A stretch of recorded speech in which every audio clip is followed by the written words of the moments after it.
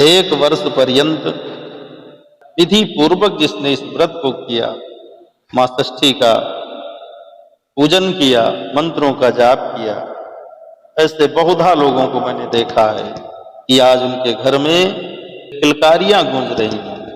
तो आइए इस व्रत को सर्वप्रथम किसने किया, व्रत कथा को अब हम श्रवण करते हैं। महाराज स्वयंभू मनु के पुत्र राजा प्रियव्रत थे। उनको कोई संतान नहीं थी। तब महर्षि कश्यप के पास जाकर के उन्होंने प्रार्थना करी। ऋषिवर प्रार्थना स्वीकार करके पुत्रेष्टि यज्ञ करवाया। फलतः रानी मालिनी को एक पुत्र प्राप्त हुआ, किंतु दुर्दैववश वह पुत्र मरा हुआ था। राजा रानी मरे पुत्र को देखकर महान शोक में डूब गए। पुत्र शोक से उनका ज्ञान विवेक शून्य हो गया।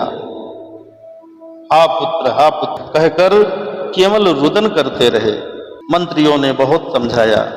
मंत्रियों के समझाने पर अंत में राजा पुत्र को लेकर के श्मशान पहुंचे। उसी समय उन्होंने देखा कि एक स्फटिक मणि के समान एक दिव्य विमान अंतरिक्ष से उतर रहा है। उस विमान में चंपा पुष्प के समान एक देवी विराजमान है।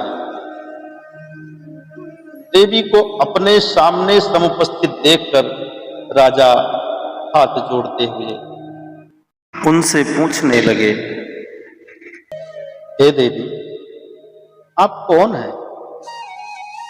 तब देवी ने बताया, मैं ब्रह्मा जी की मानसी पुत्री षष्ठी देवसेना हूं। मैं आप जैसे पुण्यात्माओं की इस स्थिति को देखकर यहां आई। अपुत्राय पुत्रदाहं प्रियादात्री प्रियाय च धनदाहं दरिद्रेभ्यः कर्मिभ्यश्च स्वकर्मदा।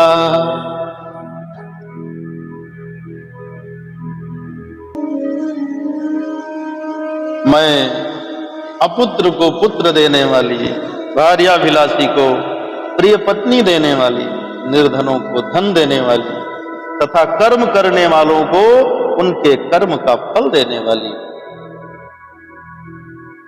राजन, सुख दुख, भय, शोक, हर्ष, मंगल, संपत्ति और विपत्ति ये सब कर्म के अनुसार होते हैं। अपने ही कर्म के प्रभाव से पुरुष अनेक पुत्रों का पिता होता है और कुछ लोग पुत्रहीन भी होते हैं। ये उनके कर्मों का प्रभाव है। किसी को मरा हुआ पुत्र होता है तो किसी को दीर्घजीवी। यह कर्म का ही फल है। कर्म का फल बड़ा बलवान होता है। इसलिए शोक का परित्याग कर सत्कर्म परायण होना चाहिए। राजन समझ गए ये देवी साक्षात पराम्बा जगदम्बा है। देवी से प्रार्थना करने लगे, मां, हे जगदम्बे, आपकी महिमा बड़ी अपार, आपके लिए अलभ्य कुछ नहीं। माता प्रसन्न भी हो गई। राजन, चिंता ना करो,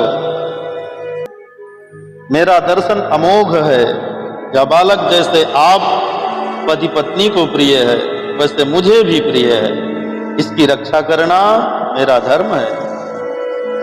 ऐसा कहते हुए उन देवी ने बालक को उठाकर गोद में रख लिया। अपनी कृपा शक्ति से खेल ही खेल में जीवित कर दिया। वात्सल्य मूर्ति देवी की गोद में बालक मुस्कुराते हुए उछलने लगा। यह देखकर राजा को अपार हर्ष हुआ। देवी ने राजा से कहा, राजन, तुम्हारा यह पुत्र सभी गुणों से युक्त त्रिकाल दृष्टा तथा योगियों तपस्वियों में भी सिद्ध पुरुष होगा। इसका नाम सुव्रत होगा। इसे पूर्व जन्म की सभी बातें याद रहेंगी। इतना कहकर देवी उस पुत्र को लेकर आकाश में जाने लगी। राजा प्रियव्रत देवी से प्रार्थना करने लगे, मां, इस पुत्र का लालन पालन हमें ही करने दें। राजन की प्रार्थना पर माता प्रसन्न होकर के बोली, राजन, तुम इस पुत्र का लालन पालन करो, तुम मेरी सर्वत्र पूजा कराओ और स्वयं भी करो।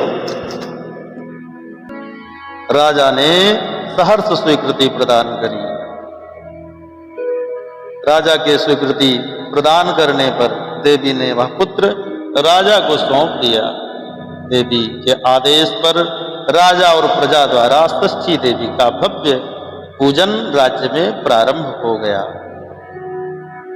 तब से यह परंपरा चली आई कि जो भी पुत्रार्थी इस व्रत को करता है उसको सुंदर पुत्र प्राप्त होता है।